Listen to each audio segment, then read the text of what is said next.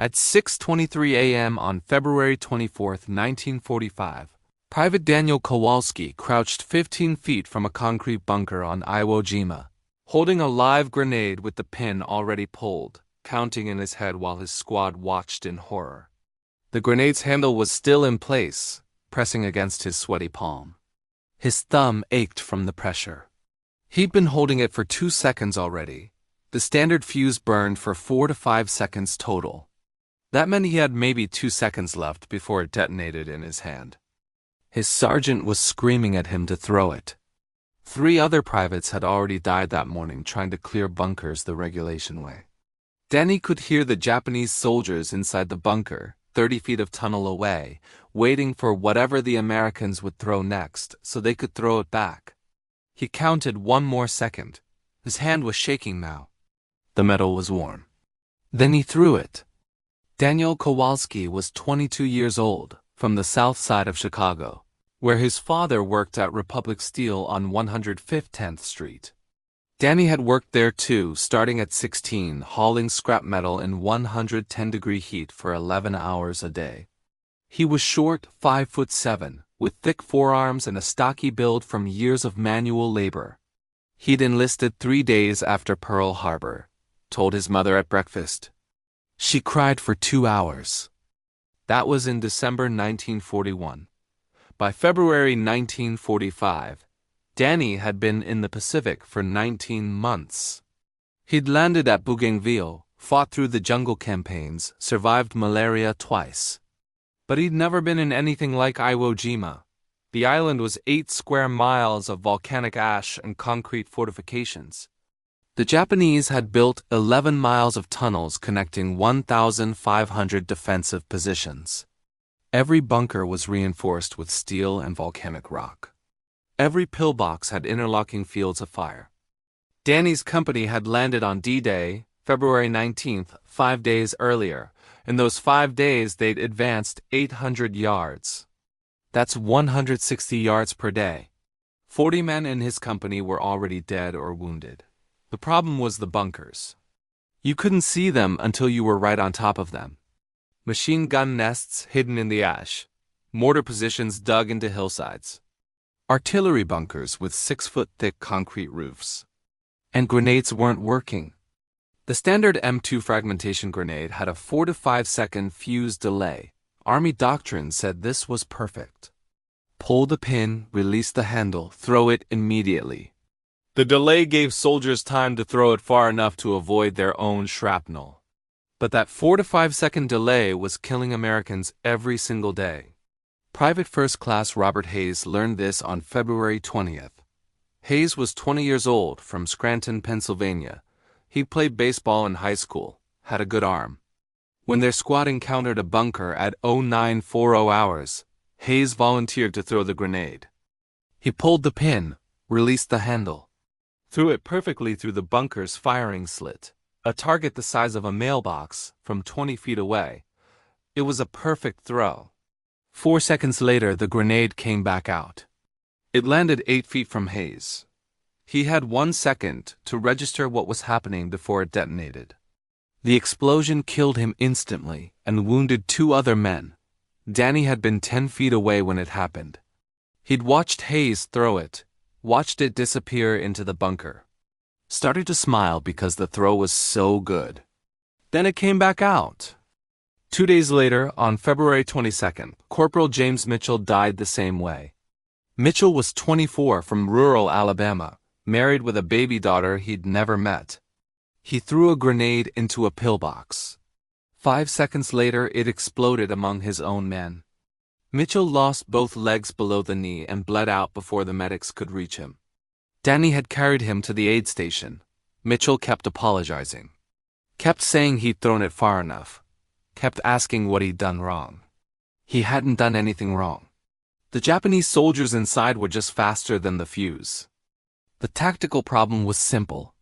The M2 grenade's fuse burned for 4 to 5 seconds from the moment the handle released.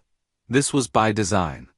Engineers calculated that a soldier needed 1.5 seconds to throw it, and the grenade needed another 2.5 seconds of flight time to clear the minimum safe distance. but that assumed open combat, fights in fields or villages. Throwing grenades at enemy soldiers who were mobile, exposed, trying to shoot back. Bunker warfare was different. The Japanese defenders weren't exposed. They were behind concrete and steel in fortified positions with limited exit points. When a grenade came through their firing slit or ventilation shaft, they had one simple option: pick it up and throw it back. A well-trained soldier could do this in 2 seconds. Spot the grenade. Move to it. Grab it. Throw it back through the same opening. 2 seconds, maybe 3 if you were careful. But the grenade had 4 or 5 seconds of fuse time. That meant 2 or 3 seconds of fuse time remained when it came back out. Plenty of time to kill the Americans outside. The U.S. Army knew about this problem. Reports had been coming in since Tarawa in November 1943. 15 months of combat reports documenting the same issue. Grenades getting thrown back, American casualties mounting. But the official position from Ordnance Command was clear. The M2 grenade was functioning within specifications. The fuse delay was a safety feature. Reducing it would cause more accidents among American troops. Field modifications were unauthorized. Battalion commanders had requested shorter fuses. Denied. Company officers had asked for alternative munitions. Denied. One captain had even suggested specialized grenades for bunker warfare. Also denied. The Army had 30 million M2 grenades in inventory. They weren't manufacturing a specialized variant. So soldiers kept throwing grenades the regulation way. And Japanese soldiers kept throwing them back. On February 23rd, the day before Danny would make his decision, Private Leonard Cruz died trying to clear a machine gun bunker. Cruz was 19 years old, from Los Angeles. His family had been interned at Manzanar in 1942 because his grandmother was Japanese.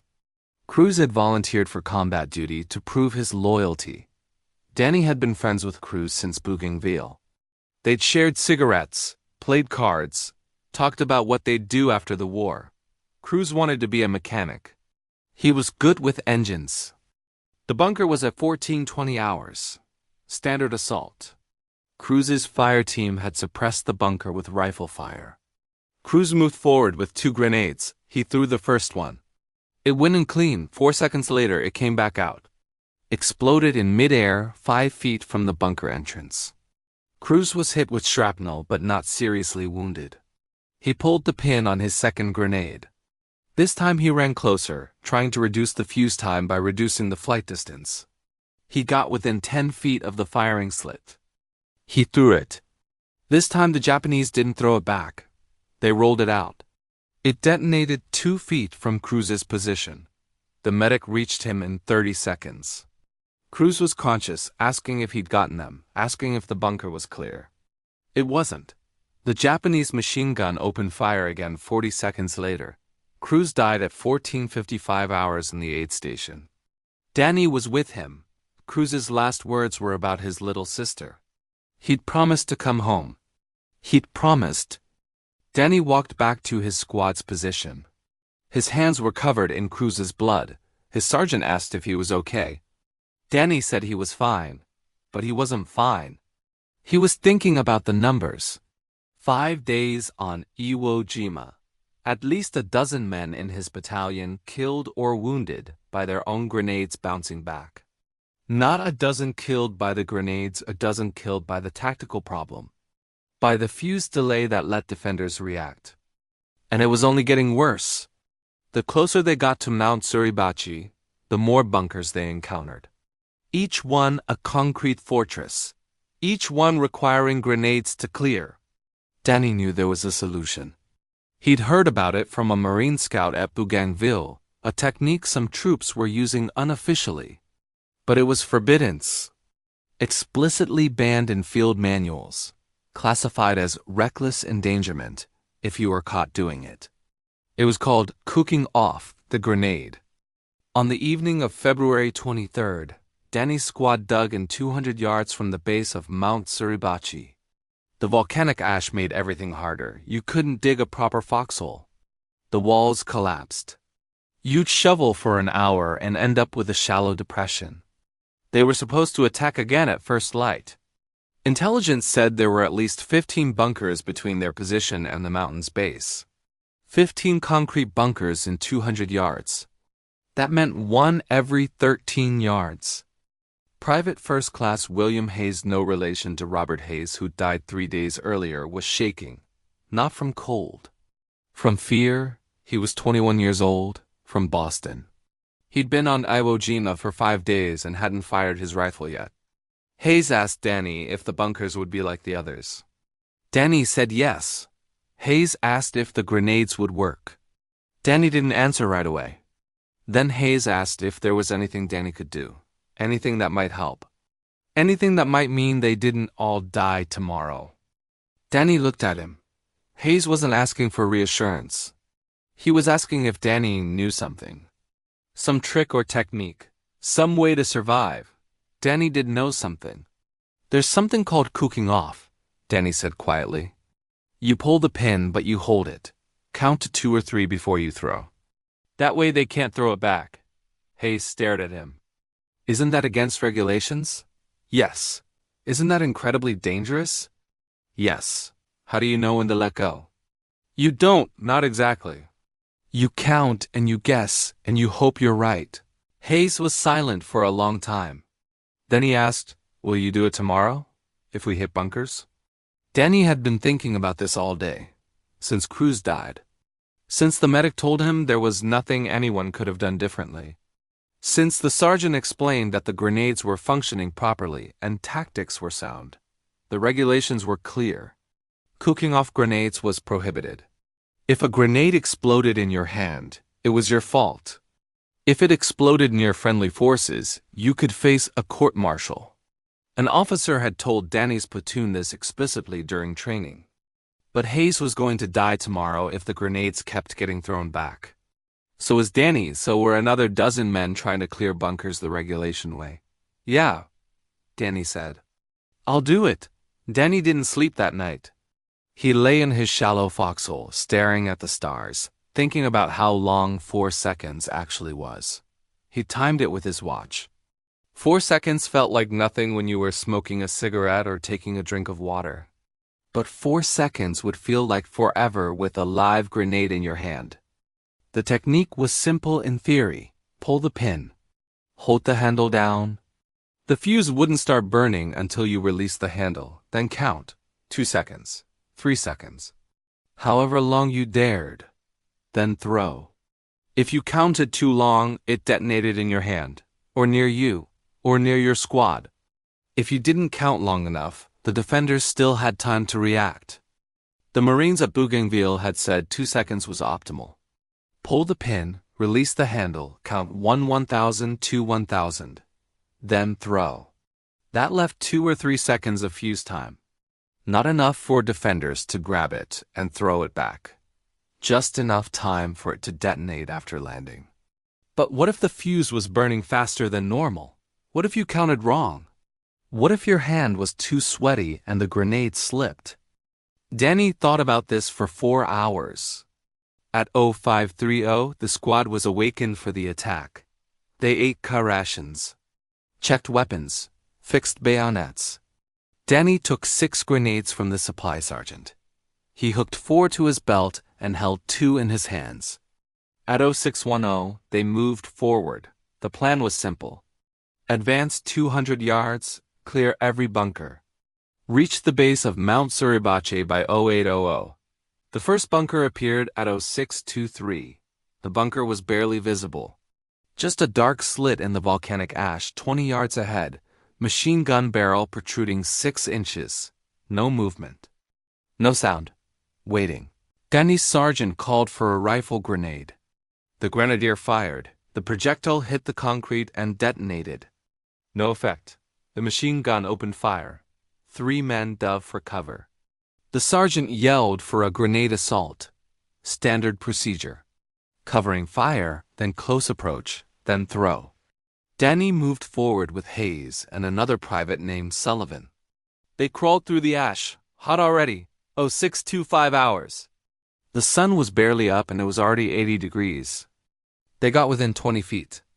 The machine gun was firing in bursts, sweeping left and right, looking for targets. Danny pulled a grenade from his belt. Hayes was watching him. Sullivan was providing covering fire. This was the moment. Regulation way or cooking off. Danny made eye contact with Hayes. Hayes nodded slightly. He understood. Danny pulled the pin. Held the handle, standard procedure so far. But then instead of releasing and throwing immediately, he held it. Squeezed tight. The pressure against his palm. Then he released the handle. The striker clicked. The fuse ignited. Chemical fire burning inside the grenade at 1,200 degrees Fahrenheit. Danny started counting. 1,000. Hayes was staring at him. Eyes wide. The grenade was live. Burning. 4 seconds until detonation. 1,000. Danny's hand was shaking. The grenade felt heavier, hotter. Was that the heat of the fuse or his imagination? He threw it. The grenade flew in a flat arc, straight through the firing slit. Perfect throw. It disappeared into the darkness. 1 second later, it detonated. Not 5 seconds, not 4. 1 second after entering the bunker. No time for the defenders to react. No time to pick it up, no time to throw it back. The explosion was muffled but distinct. Concrete dust blew out of the firing slit. The machine gun stopped firing. Danny waited 5 seconds.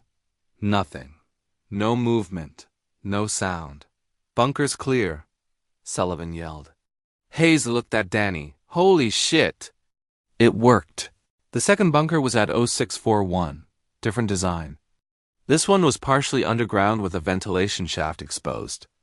Standard grenades never worked on these because the shaft was too deep. You threw it down, the defenders had 6 seconds to move to a side tunnel. Danny pulled the pin, released the handle. Counted 2 seconds, dropped it down the shaft. It detonated before it hit the bottom. The explosion funneled upward. Dust and smoke erupted from the shaft, screaming inside. Then silence. The third bunker was at 0658.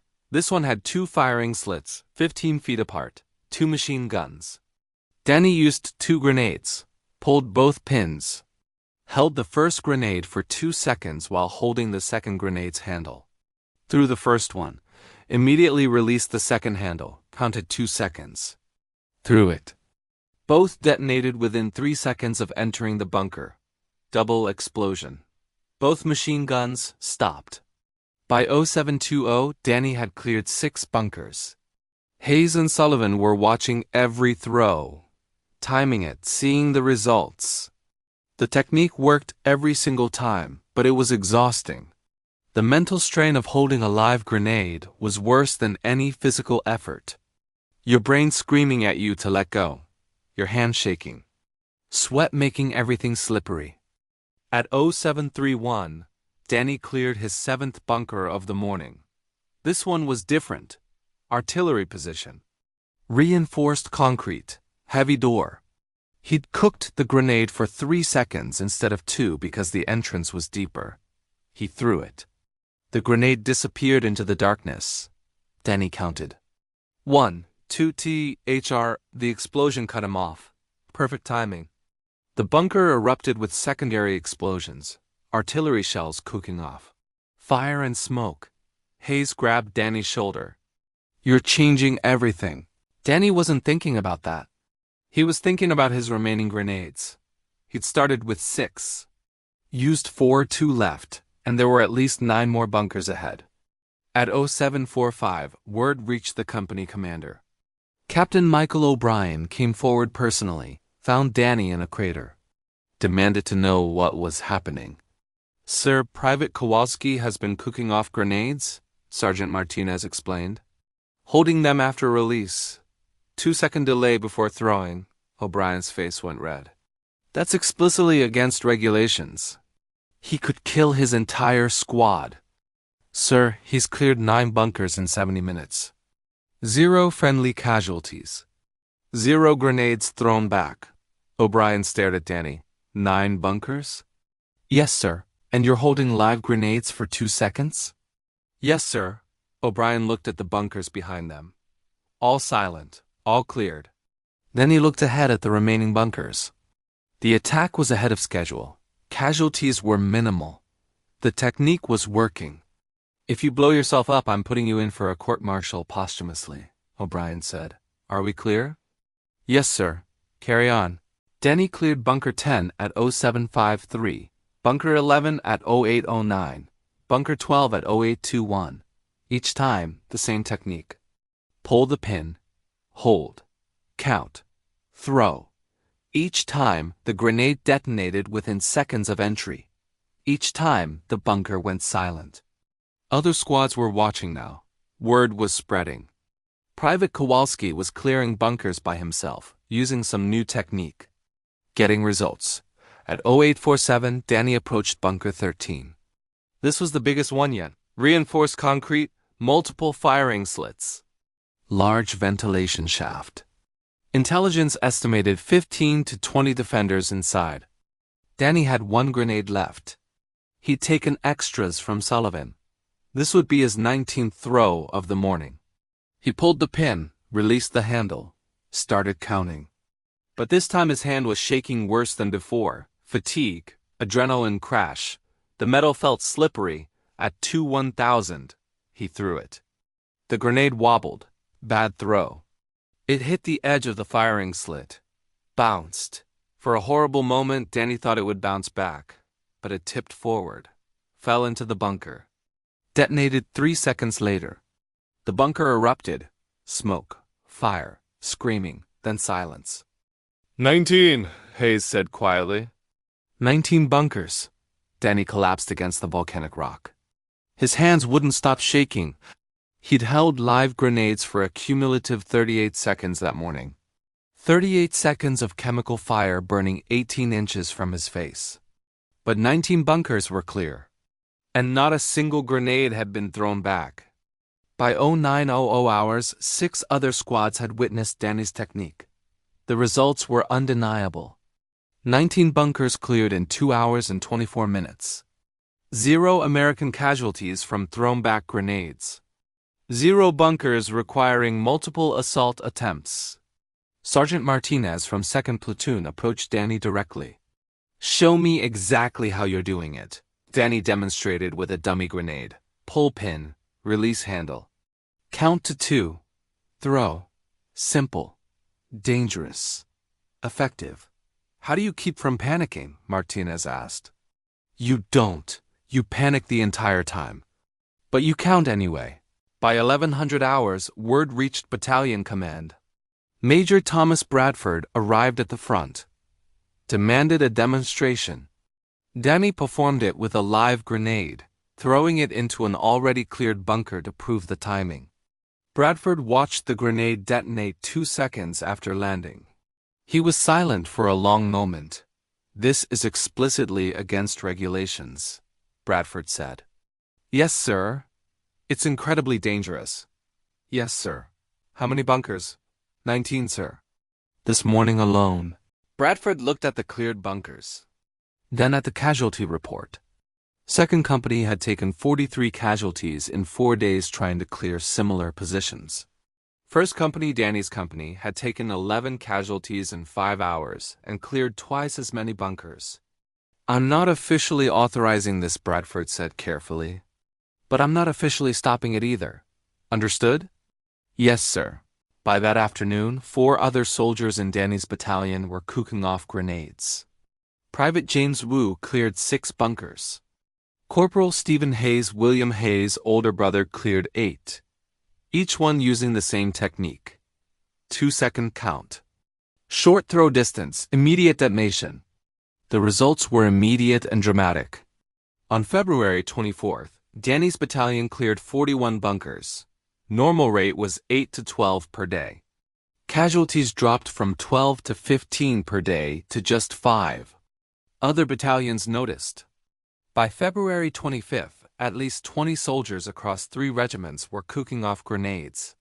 Battalion commanders were quietly instructing squad leaders not to stop them, not to encourage them officially, but not to stop them. The Japanese defenders noticed too. Lieutenant Tanaka Yoshiro, commanding a bunker complex on the northern end of Iwo Jima, wrote in his diary on February 26 about American grenades that explode too quickly.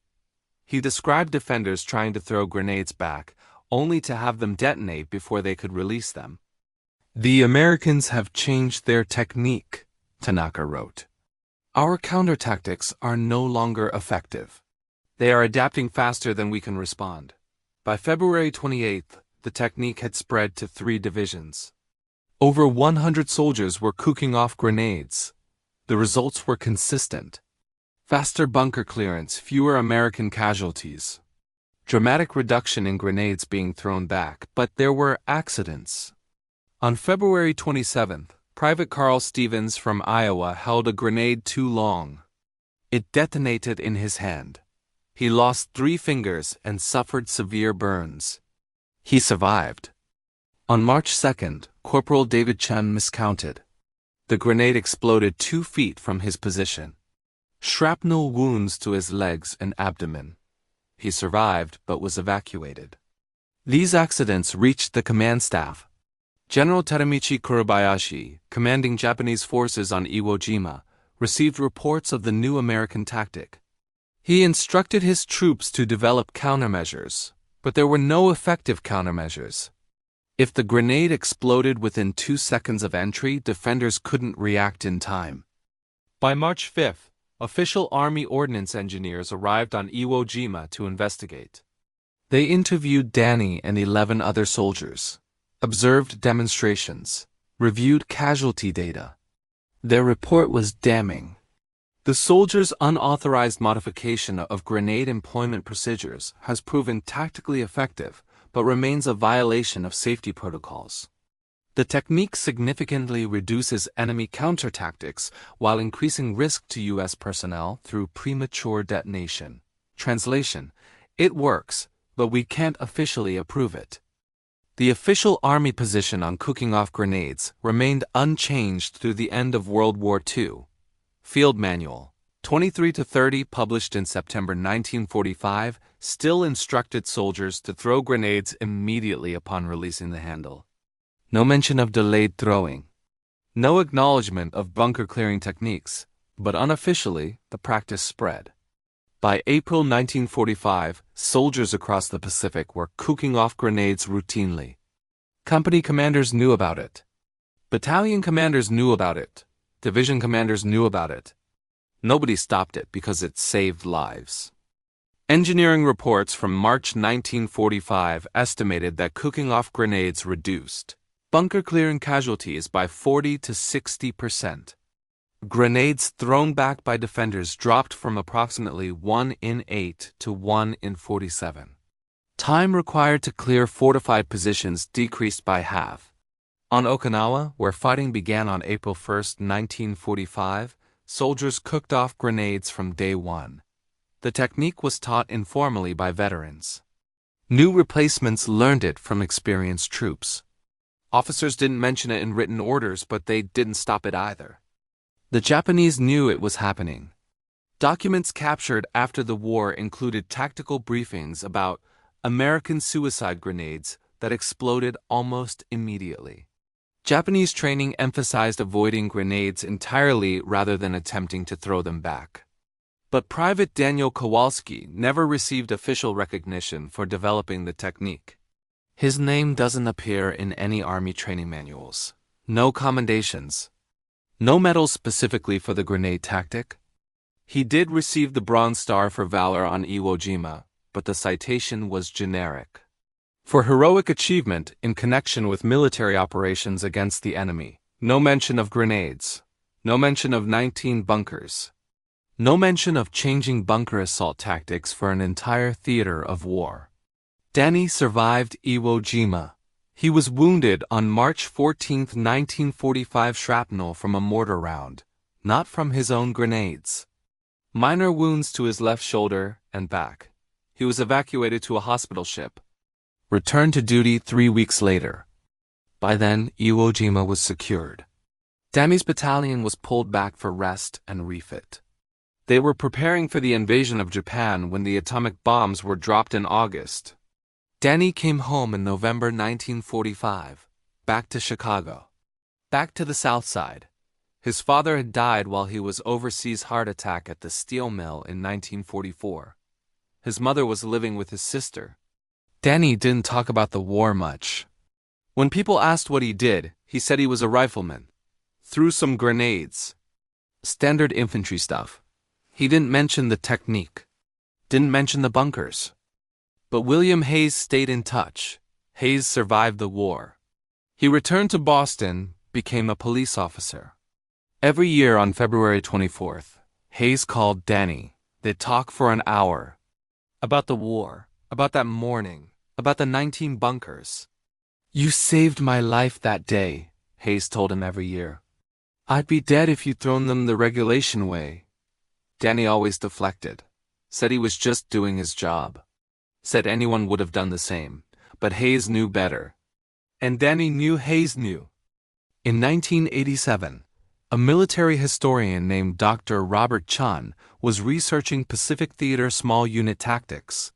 He found a reference to unauthorized grenade techniques on Iwo Jima in a battalion report. He tracked down Danny through veterans' records. Danny was 64 years old, retired from the steel mill, living in the same neighborhood he'd grown up in. Chun interviewed him for 3 hours. "How many lives do you think you saved?" Chun asked. Danny thought about it. "I cleared 19 bunkers that first day. Maybe 25 men who would have died trying to clear them the regular way. But then other guys started doing it. Hundreds of guys. Thousands of bunkers. So, I don't know. A lot." Chun did the math later. Based on casualty rates before and after the technique spread.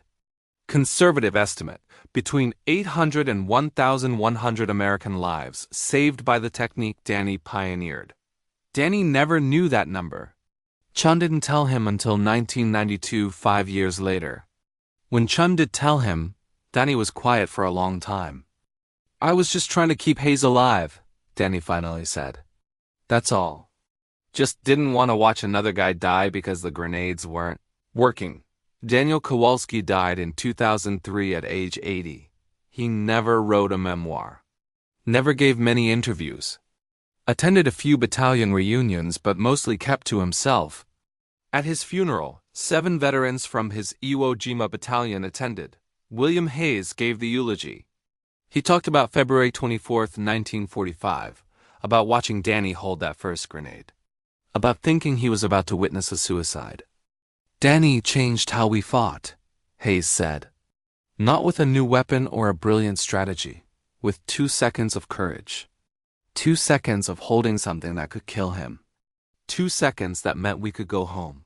The cooking off technique was never officially adopted into Army doctrine. Even today, field manuals instruct soldiers to throw grenades immediately. But soldiers still cook off grenades in bunker assaults. Iraq, Afghanistan, Syria. The technique lives on through informal training. Veteran to rookie. Experience to replacement. Some call it dangerous. Some call it reckless. But it works.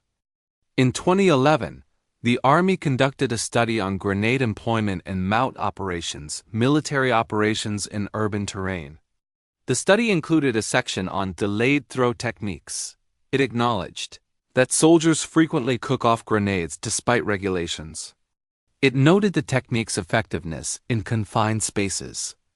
The study recommended formal training programs for controlled grenade cooking. As of 2024, those programs still don't exist officially. But they exist unofficially in every combat infantry unit. That's how innovation actually happens in war. Not through engineering committees or official procurement. Not through years of testing and doctrinal revision. But through privates and corporals who see problems, find solutions, and don't wait for permission to save lives. Danny Kowalski saw his friends dying. Saw the grenades getting thrown back. Saw the 4-second fuse delay that gave defenders time to react, and he decided to do something about it. 2 seconds of courage, 19 bunkers, 800 lives. Maybe more. All because one private from Chicago decided that following regulations was less important than bringing his squad home. There's a photo of Danny from Iwo Jima, March 1945. He's sitting on volcanic rock, covered in ash, holding a grenade. Not throwing it, just holding it. Looking at the camera with an expression that says, "This is what we have to do." That photo hangs in the National Museum of the Marine Corps. No plaque. No explanation. Just a tired soldier holding a weapon that might kill him. Each one of those 800 lives matters. Each one went home to families, had children, built lives. All because Daniel Kowalski counted to 2. If you found this story compelling, please like this video. It tells the algorithm that stories like this matter. Subscribe to stay connected to these forgotten heroes. Leave a comment telling us where you're watching from and if you've heard other stories like Danny's. Thank you for keeping these stories alive. Thank you for remembering that courage sometimes looks like a short man from Chicago holding a live grenade and counting seconds while his hands shake.